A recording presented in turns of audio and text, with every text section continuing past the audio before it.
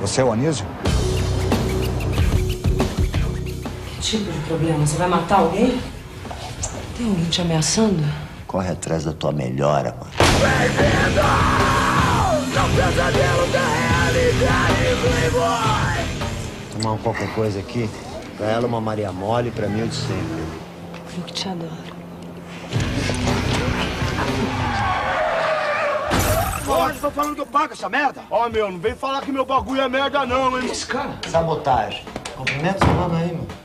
Aí. Firma. O que esse cara tá fazendo aqui? Eu sei lá, quando eu cheguei ele já tava aí. Esse cara é um demente. Esse cara veio fuder comigo aqui pra me fuder depois de verdade, vai me matar.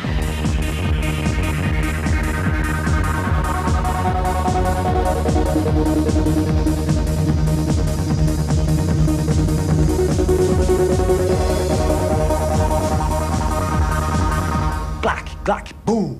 Respeito é pra quem tem.